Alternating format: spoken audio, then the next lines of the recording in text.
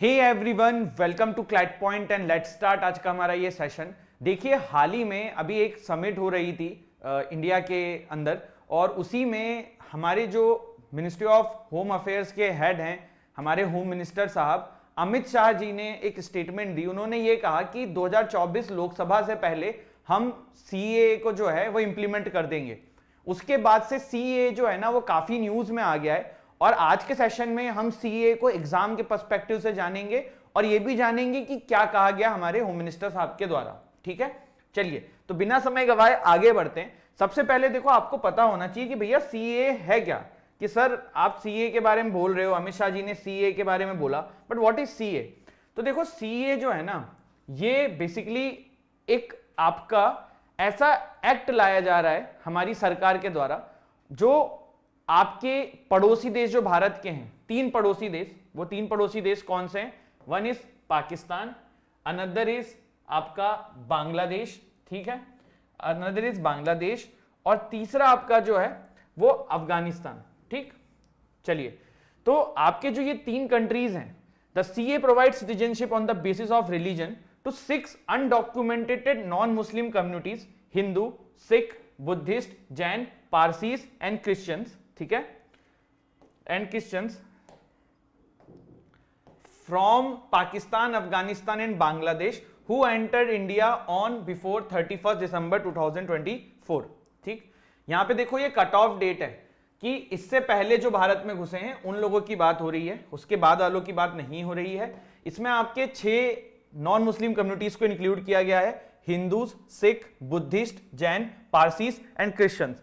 देखो क्वेश्चन इस पे भी बन सकते हैं, पहले तो कट ऑफ डेट ही पूछ लिया, या ये पूछ लिया कि कौन सा रिलीजन इंक्लूडेड है, कौन सा इसमें इंक्लूडेड नहीं होगा।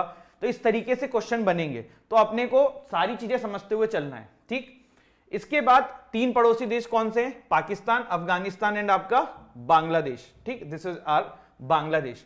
अमित शाह जी ने एक चीज बोली है कि देखो, ये भारत में मिसकंसेप्शन फैलाया जा रहा है मुस्लिम कम्युनिटीज के अंदर कि सीए जो है ना किसी की सिटीजनशिप छीन लेगा, बल्कि जो सीए लाया जा रहा है वो प्रोवाइड सिटीजनशिप के लिए किया जा रहा है, मतलब सिटीजनशिप देने के लिए दिया जा रहा है, किसी की छीनने के लिए नहीं लाया जा रहा है।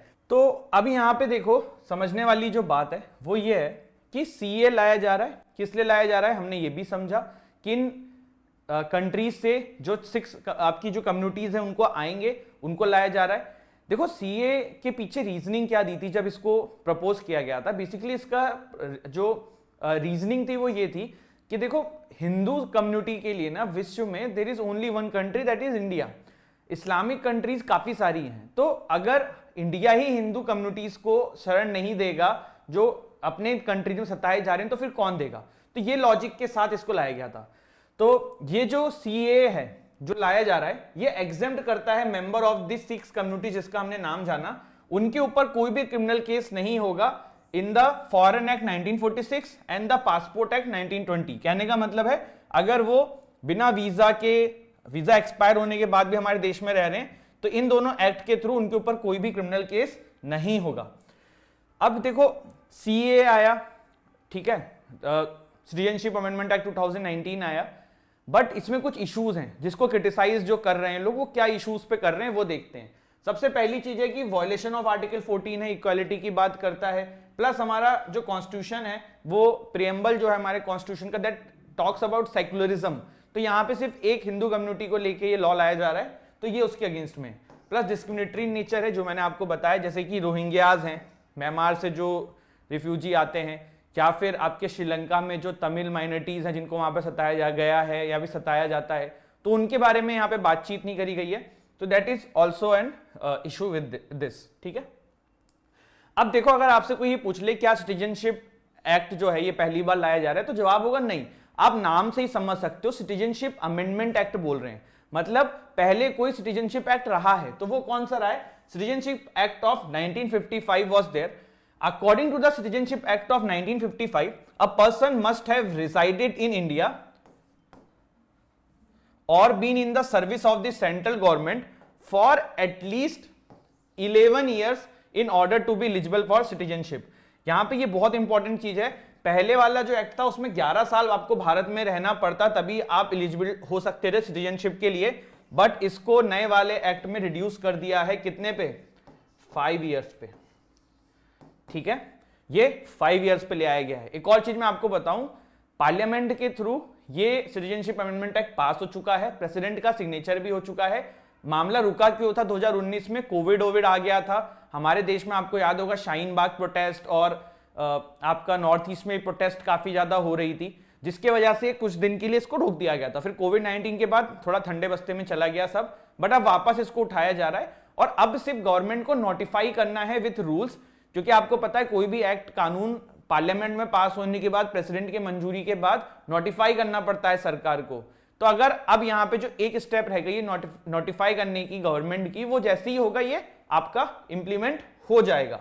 इसके अलावा स्टेट्स में not have the power to refuse implementation of this law.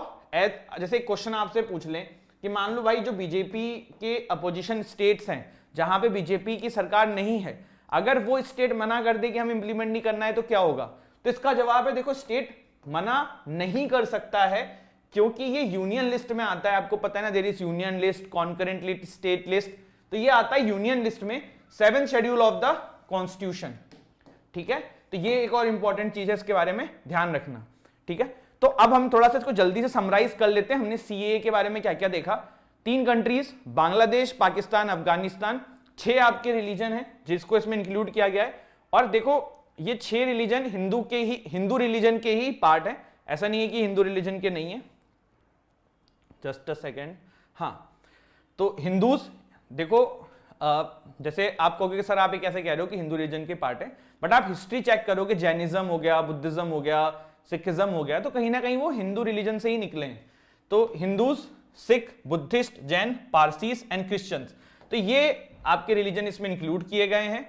और एक इसका जो क्रिटिसिज्म होता है कि भैया आपने मुस्लिम्स इसमें इंक्लूड क्यों नहीं किए, तो वो आपको गवर्नमेंट का लॉजिक मैंने आपको बता दिया है। ठीक है, आपके 3 जो कंट्रीज हैं वो हमने समझ लिया है, हमने बेसिक जानकारी इसके बारे में जान ली है। तो नाउ अगर सीए से रिलेटेड कोई क्वेश्चन आपके एग्जाम में आता है तो आप गलत करके नहीं आएंगे। And I hope this video ने आपकी काफी हेल्प करी हो। तो don't forget to like, share, subscribe the channel. ऐसे ही और इंपॉर्टेंट वीडियोस से मिलते रहेंगे आप लोगों के साथ, तब उसके लिए आप जरूर सब्सक्राइब कर लीजिएगा। तब तक के लिए जय हिंद, जय भारत।